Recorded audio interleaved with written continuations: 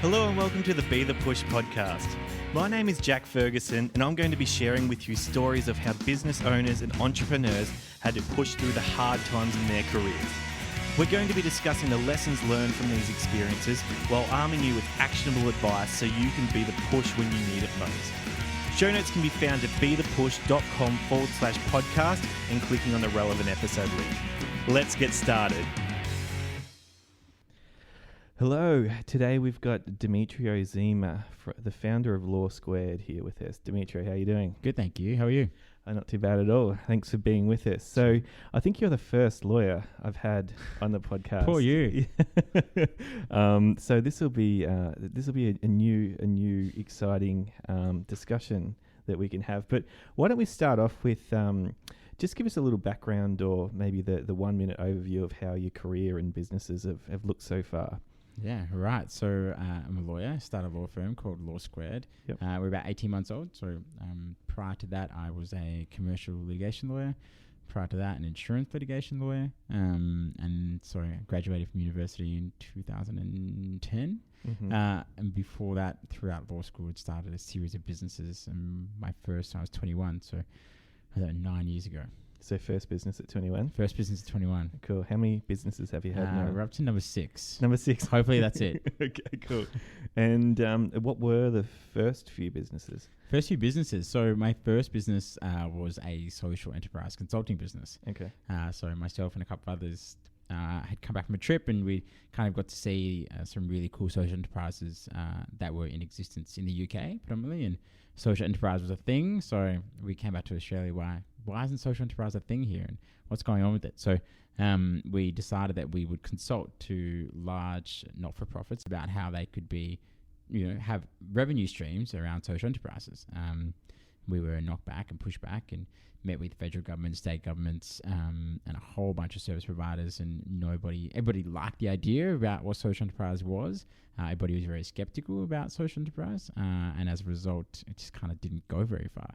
We did work on some really two very large not-for-profits who still now have revenue streams and businesses that have been built, social enterprises built out of kind of the work that we did with them, which is amazing. But yeah, we got a lot of pushback, and now, 9 years later, there's over 20,000 social enterprises in Australia. Wow.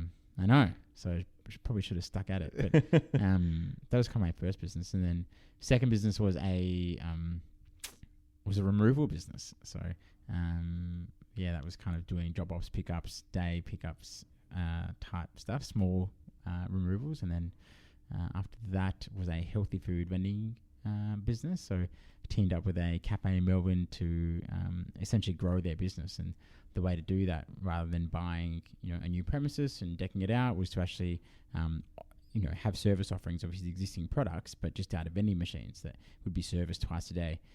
So a breakfast run. So it was a early morning breakfast type cafe. So a breakfast run and then a lunch run. So your yogurts, your kind of baguettes and stuff, all out of a vending machine. They're the first few. Cool. And we do talk about challenging times or tough times that you go through on this podcast. So with those, let's start off with the first three.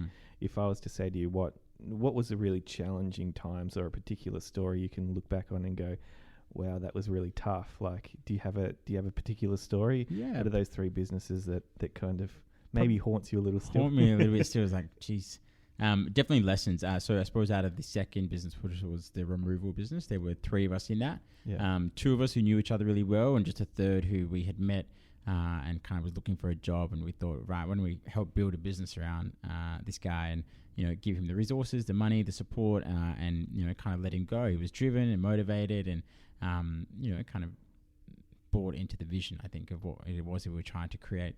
And so then what ended up happening was we had all our trust and faith put into this one individual who none of us have ever really worked with before, but he seemed to be saying all the right things. So fantastic. So we put our hand to our pocket and invested quite a bit of money in buying a van and decking it out, and postages and signings and marketing and all those types of things. And within the space of about 6 months, we were busy but losing a lot of money because he just wasn't able to fulfill what he was doing. He wouldn't rock up. He would be at the gym. He would miss a couple of things, or would get one of his mates to help, and then they'd scratch a wall or they'd drop something. and it just wasn't the right fit. And I think, we were so blindsided by the idea of just making money and running a business and really exciting. And these are all the cool things that we can do, that we actually forgot that we were dealing with somebody who had zero experience in removals at all. You're right. So we just kind of assumed that, it can't be that hard, right? Someone says they want a washing machine moved from, Richmond to South Yarra. So you pick one up and you move it. Yeah. You drop it off. It's pretty easy. Not so easy. Assuming that, he would have a headpiece to answer the phone for any new orders while he's driving, instead have, 10 missed calls by the end of the day and 10 voicemails and no responses. And, all those kind of admin things that we probably take for granted. And me being a highly super organized, almost OCD individual, kind of have everything prepped out and know what I'm trying to achieve. And to be working with somebody who was the complete opposite was a huge challenge. So got to the point of our business where, we had all these things booked in, and then he just didn't rock up. And for a week, we just didn't hear from him. So we had to cancel all our jobs, and it was like, what are we going to do? I was working as a lawyer at this time and pretty stressed out in my day job, let alone kind of trying to run a side business. And, myself and one business partner, we're just like, we just need to close. Like, we just need to call all these people, tell them there's no go. And we got a van. What are we going to do with this van? And the van sat at the front of my house for about 3 weeks. And my mum's like, move the van. But, so it just wasn't the best experience about kind of, putting all your money and effort and energy. Particularly at that time, we'd obviously started one business, and I, obviously that didn't go ahead, as you just said, for the social enterprise business. But I already felt a bit let down by that and kind of my expectations. But to kind of then put all my effort and energy into one person who I thought was actually going to make this business tick, and didn't, it's pretty crushing. Can I ask, what was the justification for not answering any calls for that week? Because he was driving. Yeah. Was that the justification? I'm driving. Yeah. But then he'd just be, I'm not picking on him, but he would just be at the gym for like 4 hours. Right. You just see him on like, Facebook or Instagram. It's just like, well, actually, I don't think we had Instagram. It's definitely Facebook. It's like, why are you at the gym? Yeah. Priorities were just not there. And I don't think because I always say, like, when people have skin in the game, he didn't put any money. There was no risk for him. He was getting paid a wage, and so it was a different mindset to kind of what we had. He was, again, younger, but just kind of wanted to just do his thing and kind of, again, like the idea of running a business and all those types of things. But the reality, I mean, anyone listening who's run a side hustle knows, like, it takes more than just kind of looking at your phone, answering a couple of emails. Like, if you want something to actually grow and, be successful, then it requires a whole bunch of commitment. Yeah. That's so interesting. So are you a little bit sus of people who talk the talk, after that? Yeah, definitely. The amount of people that I've met that, can really talk, they say all the right things in that first discussion. And they can get away with me. I can get away with it for a few months, 3 months. You can trick me, but then it starts to kind of unravel. It's like, so it's like I often think these people put all the effort into just the talk and just the sell rather than the actual execution delivery. of it. Yeah. And we see that a lot in the, kind of like the entrepreneurial startup space, like who is talking the talk and actually who is walking it. And, you can see we have so many mediums these days that kind of, you can just pick holes in exactly what people are trying to do and what they're trying to achieve rather than who is actively out there doing the right thing or at least kind of achieving stuff. Absolutely. It's made me kind of, I suppose my engagement with, particularly when I'm recruiting, kind of changed as a result of that. Because, like, what are these people's motives? What drives them? What gets them going? If I knew that his driver was the gym, well, you'd change things around, right? I always say people aren't motivated by money, and always motivated by money. So if they're not, then what is it? And how do you kind of, as a business owner, leverage some of that? And things that I definitely learnt through that experience about kind of remunerating and rewarding people in a different way. Yeah. Okay. So interesting. So can I ask how the conversation went or how that process went when you've decided, you and your other business partner, I presume, decided we're shutting this down, this isn't working? Like, how did that conversation look, and then how did you approach it with the other guy who so we kind of just sat down and we were just like, what are we doing? Like, I was a lawyer, he was an accountant. We were both just stressed out of our minds because we were losing money. We're getting bad reviews online and, all the things you don't want as a business. And like, how do we deal with this? How do we make it stop? And the only way to do it is just to pull everything down. So, pull the website down, pull all your marketing. So your Facebook, we did quite a bit through like Gumtree and eBay then as well. So it was like, just pull it all, stop it all. And then it was like, all right, but now we have this liability of a van and, all this material that we've paid for. And, we had a computer and, all these things that we kind of got the expense for. So that was a pretty tough decision, and that was his first business. So I already had one let down. He hadn't had a letdown yet. So he was just like, all right, we just got to have the conversation and then let's do it. So we tried to have the conversation. It really, and the third guy just ignored all our calls. He kind of didn't come to the party. And then it wasn't actually until we sold everything, shut everything down, probably about 6 or 8 weeks later, they actually just drove around to his place and, not in any weird way, but just kind of like, we just need to just have a conversation and just say, hey, this is what's happened, by the way. Like, you're no longer a director of this company because it's gone. Yeah. We've had to deregister it and go through the process and pay off all the debts. And, that was pretty tough. And he was just kind of, oh, yeah. Just didn't mean anything to him. So I suppose it just showed us there was no real investment. There was no commitment. There was just kind of, for him, it was just another job, didn't work out. Off you go back to it. Whereas for us, it's like, we invested money into it and effort and energy and we lost it all. Yeah. And so, it's pretty tough. Right. Okay. So you were saying it before about how you approach hiring now. So would it be fair to say you're really looking at what a person's attitude's like and what they care about, and you just what their drivers are. I always ask people what their drivers are. What gets them up in the morning? What motivates them? They're not traditional interview questions. No. What's some answers to that? Like what? You get all sorts of things. People are driven by family. People are driven by money. People are driven by holidays. People are driven by their definition of success. Which can mean a whole myriad of things. You get some really interesting responses. You get those who are just kind of, really motivated by working for somebody who really values me.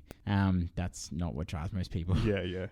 So you get some of those, so you can see through that. But kind of, I really love those raw and honest responses about, people who really love to travel, and actually their driver is working really hard to kind of get the money and the time to then travel. People who are really driven by sharing success in terms of a business growth and success, or those who are looking to do their own thing, kind of see that's their way of doing that is this way. And I just, for me, it's about just seeing how truly honest that person is in giving that answer about what really drives them, what motivates them. It's fascinating. Love it. It reminds me of a time recently, like sometimes I'll hire out like a marketing team or build a marketing team for a client. Yeah.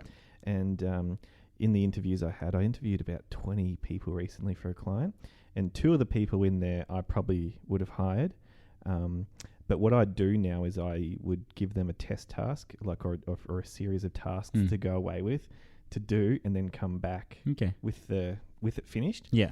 And the amount of times that I think, these 2 have got it in the bag, they'll get a final interview, this will be fine. Yeah. And then they come back with, I didn't have time to do it, or something along those lines that I just reflect and go, you would have tricked me because you said everything right, and I was sold on you. Yeah, it would have just got you. Yeah. Yeah. So no, that's one way I try and because then there's no, if you test them and they.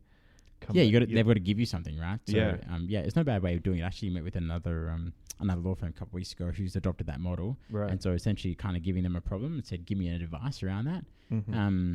That's fine to an extent. I think it shows kind of maybe legal technical skills, but it still doesn't then just change that kind of everyday honest conversation. That kind of how does this person feel and go in our in any business?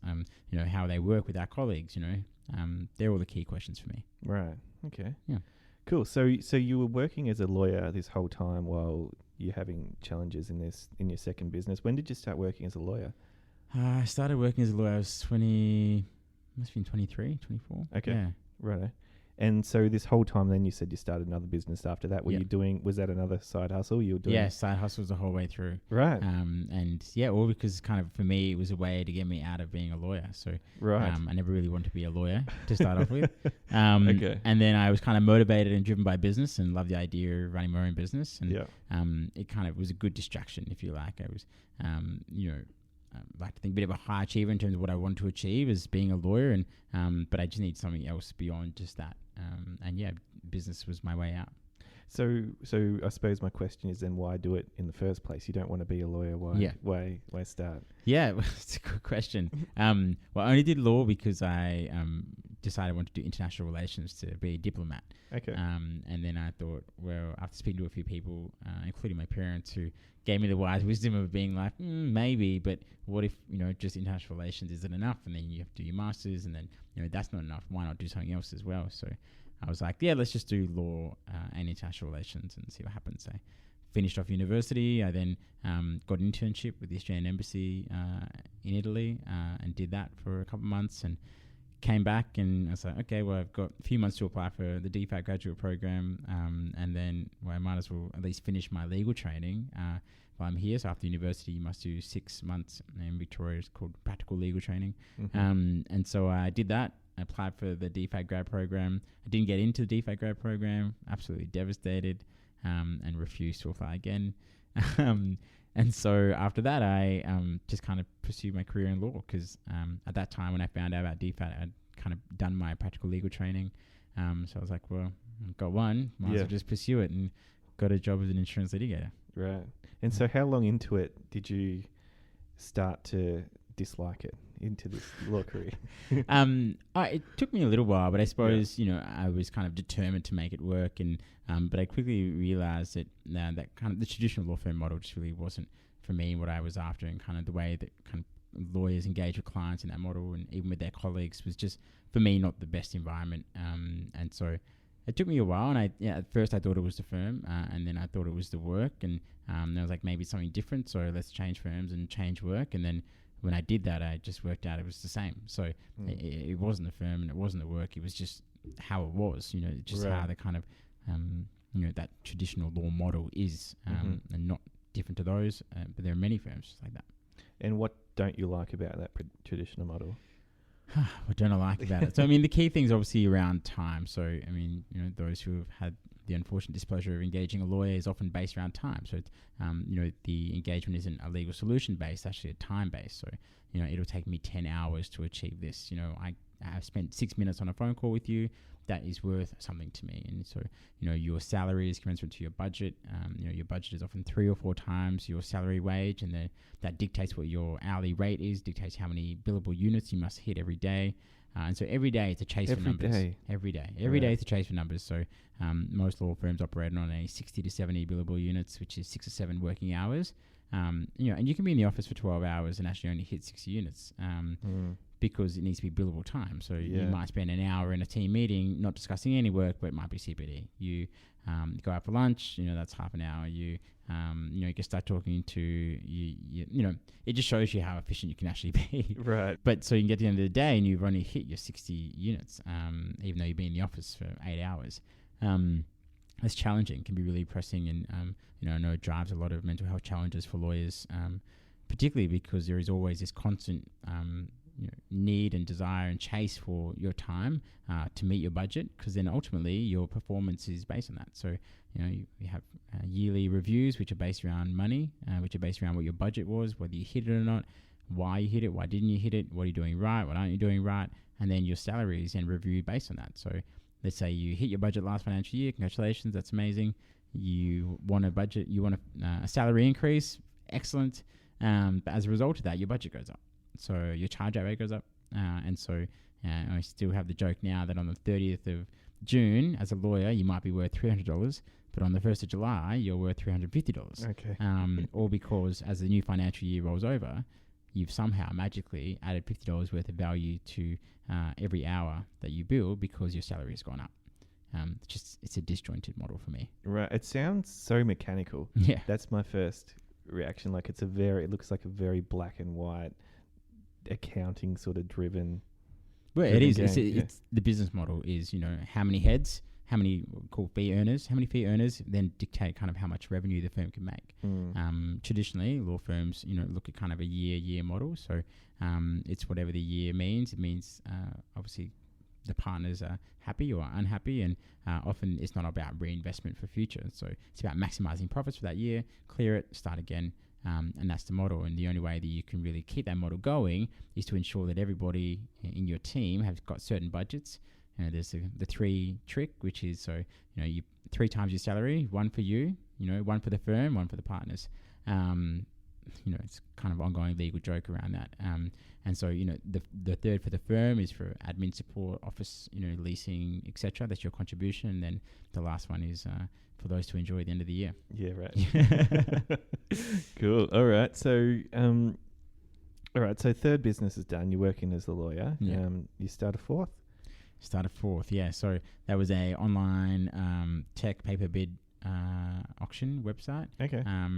So I was involved with a bunch of guys who were involved in that. So that was really cool. It was a good business. And then my fifth was a retreat business in Bali. Nice. I like that one. After I finished my last role, I went to Bali for 6 weeks to just kind of do a bit of a check-in about myself and what I want to do, and be sure the Law Square was what I wanted to create. And when I was there, I had two friends fly across. They run a pretty amazing business here in Australia in the fitness industry, and they're like, why don't we we love Bali, why don't we create a business here? And so we did. We found a villa and created a bunch of fitness, yoga, Pilates and business retreats in Bali, which was cool. And then the sixth was Law Squared. Okay. Yeah. And so, and what drove you to start Law Squared was just your distaste for the traditional law Yeah, I model, kind of just had my time. Yeah. A lot of my colleagues at very different firms all feeling in kind of similar ways, but there is this trajectory that you must follow. As a lawyer, you come in as a grad, you become a lawyer, become an associate, senior associate. Eventually, hopefully, maybe one day you'll make partner salary, and then hopefully one day you'll make equity partner. And it's trajectory that's based on time, not money. Not merit. So there is always this ongoing thing, regardless of how good you are. It's only kind of really the time that you do, combined with how good you are, which will dictate how quickly you go along the trajectory and what that looks like. And for me, I just couldn't do it anymore. It's big hours, big commitment, and just a lot of competition internally between, because everybody's trying to climb the same ladder, Right. Ideally at the same pace, but just doesn't quite work like that. The model is not built for it. So what does that do to the culture then? It's horrible. Right. It often can be horrible. I mean, it's fantastic. It's horrible. It's a whole bunch of different things. Okay. And it really depends on people. I mean, I've worked with some amazing, brilliant people, and I work with some not so amazing, brilliant people. People, again, as we said before, people are driven by different things, and those who are driven to drive that or to really climb that corporate ladder, that's kind of their focus, and so they make it their mission to ensure that that's what they're achieving. Others, yes, climb the ladder, but also just enjoy their colleagues' company and kind of that kind of work-life balance and experience. There are others who actually don't care, and just being a lawyer is just their means to then get to an end, which is something else. Right. There are different variables, as there are in every industry. But I suppose I just got to the point where I just didn't want that anymore. The way that I was, I say forced to engage with clients, which is a very money-based engagement, rather than what I felt was, just an honest and genuine engagement based on a solution rather than time, was pretty critical. And there was no real solution for that in the market. Right. And so I kind of came to a point where I didn't want to be a lawyer anymore. I thought I'm done being a lawyer. I kind of exhausted it. I like to think that I was a good lawyer, but I just didn't want to do it anymore. And kind of had the thought of starting a firm, but I was like, it's a whole nother business and it's a whole nother responsibility and a whole lot more money than previous businesses that I've invested in or started in. But then ultimately kind of went away and spent some time away and thought, no, like, why not? If it doesn't exist, then, there are lots of what we call new law providers out there, but none quite doing what we now do. And yes, so I created it. Yeah, cool. Yeah. So I'd be interested to know, was there hesitation to start, this is going to be business number 6? And, were you, I know you're saying you're done with law in a way, but I'm wondering if you kind of felt like you were done with businesses as well, in a way, starting businesses. Yeah. If that had all been failures, yeah, probably. But right. I mean, we had some success, which kind of keeps you going and actually shows you why you're in business. And I suppose on the back of that, it was like, yeah, give it a go. We all hear the saying of, fail fast and, failure is good and all those type of things. I never really see it as failure, but kind of real lessons. And what I learned, no different to that first story about the removal business. Yeah, sure, we lost some money, but actually invaluable business lessons that I would never have. And I suppose that's kind of what makes us now unique as a firm as well, in terms of somebody like myself having all those business experiences, just, adapt it and kind of bring it to the startup entrepreneur ecosystem that we now work in, offers invaluable reward. Yeah, right. So you start Law Squared now. So what is different about it? Like you're saying, you wanted to do it very differently. Like what was your approach? Yeah. What is your approach? Sorry. What is it? Yeah. So I mean, I suppose a couple of facets. So from a client perspective, we have a very clear defined client, who that is, and how we engage with them. We focus on the entrepreneur and high growth business, offices in Melbourne, Sydney, Brisbane, and really it's a general commercial law firm. So commercial work, corporate work, capital raisings, shareholders, directors, litigation work, just focus on those types of clients. It is about fixed fee or retainer base. So most law firms, again, run on time. And so we've thrown timesheets and said, no time engagement. It is, what is the solution? What is the outcome? In order for us to achieve that, or to deliver that, it'll be a fixed price of X. Yeah. We otherwise have larger clients who, rather than having their own in-house counsel or one individual to rely upon, we run a retainer model to actually give them access to all of our lawyers in the very different practice areas, which offers just a great experience as well, because it means that if they need somebody in the capital raising space and it's there, they need a new contract drafted, then there's somebody there, rather than just relying on one person to have all that skill set. So that is another way that we engage clients, or on a retainer base. So that's from an external perspective. And then I suppose from an internal perspective, we've completely gone with budgets, completely gone with timesheets, and completely gone with measuring people based on either of those two things. So the overall engagement has changed. So lawyers don't come into our office and go, right, I must hit 60 or 70 billable units a day. I just need to achieve these 3 or 4 or 5 or 6 outcomes, whatever it might be. It's a different way of thinking, and therefore, as a result of that, the client doesn't feel like it is a time-measured engagement. It is actually just if it takes an hour, it takes an hour. If it takes 10 hours, it takes 10 hours. You as a client are satisfied that you've got that sorted and it's done for, and you know what the fee is. And the lawyer isn't like, it took me 10 hours, should have only taken me 1. I can't really build it 10 hours, I've got to reduce it. And you have this conflict in your head about, well, I've done the time, then it looks poorly on my timesheet if I haven't recorded it properly, but probably took me a little bit longer than what it should have, and all these types of things which go through junior lawyers' mind daily. And so we really remove that, absolutely, and that's completely changed our dynamic. Right. So interesting. Like it reminds me of this. There's a book called Breaking the Time Barrier. I don't know if you've come across that. It's a PDF. It's it only takes about an hour to read, but it talks about that switching from a time-based model to a value-based model. And it also, and I've done this on a much smaller scale than you, but with my marketing as well. I don't bill for time anymore and I feel like it puts you on the same side of the table as your client, because you're just focused on the same thing now. They're not worried if you're wasting the time that you're like look at, and you don't have to do the whole justification of got to justify those 15 hours. They're paying you for your expertise and what it is, and it's not because it took you 10 hours, but actually the outcome that you achieved. It's really important. Cool. All right, so 18 months in now, is that right? 18 months in. Yeah, cool. And you guys are growing up to... Yeah, so I started by myself. We now have a team of 16. Melbourne, Sydney, Brisbane. Yeah, cool. Yeah. Nice work. So if anyone needs some law help, go to Law Squared. Any challenges that you wanted to talk about while growing Law Squared in particular? I mean, there's been lots of challenges growing Law Squared. I mean, being a sole founder comes with the challenges, comes with the benefits, but also has challenges about not being able to kind of share that load or that responsibility. But also then allows you to make those decisions alone sometimes. Sometimes easier just to be in a meeting and go, yes, done, tick, signed, and it's, can be put into action, rather than kind of having to ask somebody else, or, then go through those potential disagreements or what somebody might or might not be happy with. And also means that there isn't another person you need to keep accountable. We often see, I've seen many unfortunate founder disputes, which often arise out of people having different expectations of each other and of the business, and then people having different priorities. People, relationships or pets and families and holidays and, gyms.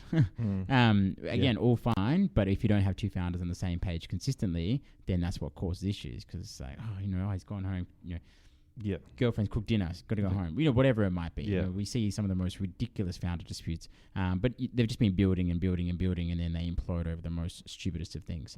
And so I don't have any of that, but It certainly does come with its challenges when you're hiring people, when you're traveling so much and growing a team, to not have that. So it's been really important to grow a senior team very early on in the business. And I hired a finance and operations manager 6 months into my journey because I thought I needed somebody else's help to help manage a team.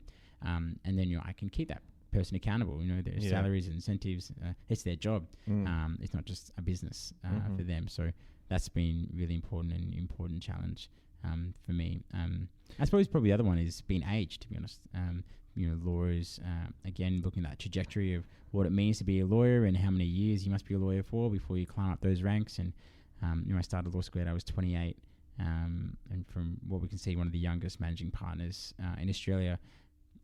Partners, again, even that word in itself is ridiculous. But, it's kind of, when you look at that and go, right, how does, and you get so much interesting feedback from the industry about how possibly a 30-year-old could run and manage a law firm. But yet you see, hopefully the kind of success of what we've been able to achieve. And it's because we really adopt a business mindset to running a law firm rather than a law firm mindset or a traditional partner mindset. But that's come with its challenges as well, absolutely. I think we've been very clear about the type of client base we're working with and why we work with them and why they want to work with us. And that's really led the way in moving forward. But again, even when you're recruiting, it comes with those challenges because, again, you're going against the grain, against status quo about, being somebody having to work with somebody younger than them in a profession that traditionally you're always looking above, right? Yeah. And so it's kind of flipped that model. Very interesting. So do you have anyone to lean on when you do? I mean, because you are taking on all the responsibility now yourself. Do you have a way that you can deal with that or, offload that?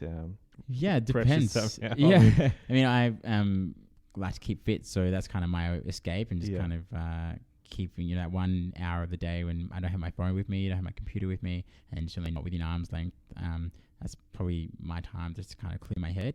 But in business, you always have challenges, and it's about building a really good network of people who you can rely on. And that's not mentors. That is just people for me. And I've got a whole bunch of people who have been really fortunate to grow a network of, and they're similar-minded, often similar age business people who are just doing cool things, and no doubt have been through that. And there are also some older people there who have gone through that journey.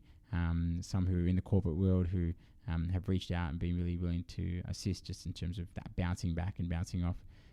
It's been really important. Yeah. Sure. All right. And I'd be interested to know if you do, in hindsight, do you prefer this model of being the sole director versus having partners? Because I know I can talk about from my experiences, every business that I've ever tried to start with someone else has all failed. And being by yourself has its own problems. Yeah. I mean, I get frustrated with no one really understands like you do, if you don't have like a partner or someone on the same level, I feel. But that's the way that's still the lesser of two evils for me. Yeah, absolutely. No, I'm a firm believer in sole founder. That maybe that's because I am one, but also because I've seen so many partnership disputes or founder disputes arise. But not to say it can't work, but it really needs to be born out of two people's true passion. But when you've got one person who is a driver and somebody who's just kind of bought in, or others who are bought in, it can really be a struggle. If you've got a bunch of people who have identified a problem and they're really keen on creating a solution together, yes, it can work. But in something like this, I've just found, sure, it's come with its challenges, but it's also been really great just to kind of be able to make those decisions, decide, this is the strategy, this is the execution, and then go ahead with it, rather than having to kind of go back and forth. Yeah, fascinating. Sounds amazing. All right, I know you have to go in a second, but I do need to ask you the question I ask every episode. What is your relationship like with self-doubt? Self-doubt? Yeah. I suppose it's probably changed over the years. I'm a lot more confident now than what I used to be in terms of just business and myself and execution. But for many years I really struggled with that, kind of questioning everything. But I suppose I've really grown a lot. I mean, in the last 2 years, particularly since Law Squared, and I suppose a lot of personal stuff has happened that time as well, which kind of just showed up my own confidence in myself and my ability. We always doubt ourselves, inevitably, but it's kind of, there's been a big shift for me definitely over the last 2 years about kind of squashing that self-doubt to as much as possible and really kind of backing myself. And do you think that's in line with you doing so well with this business? This one's obviously. I think it's just kind of being a bit more confident to make those decisions, and Right. Also being confident that if it doesn't work, that it's okay. Okay. And kind of being okay to fail type of thing. As much as I dislike the word, but it's kind of that real, like, we just got to do it. If it doesn't work, it doesn't work, and you work out another way. But I think just things have happened, kind of make you go, right, let's just deal with it and just kind of see what happened and kind of make that off the cuff decision and go from there and kind of trust your gut a bit more. Yeah. Cool. All right. Well, thanks very much for being with us today, thanks for having me. Demetrio. I really appreciate it. Where's some places we can find you? Where's some places we can find Law Squared? Find Law Squared at www.lawsquared.co, co, not .com, or my email or LinkedIn, Demetrio Zema, or we're all on all the usual socials of Facebook, Instagram, not Snapchat, and Twitter at Law Squared Co. Cool. All right. Well, I'll link to all that in the show notes, but thanks very much for your time today. That was a great chat. Thanks for having me. Cheers.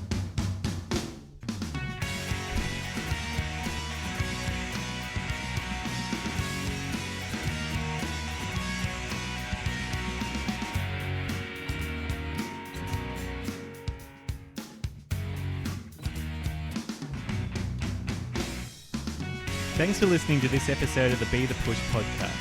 Show notes can be found at bethepush.com/podcast and clicking on the relevant episode link. I appreciate your company and look forward to talking to you again soon.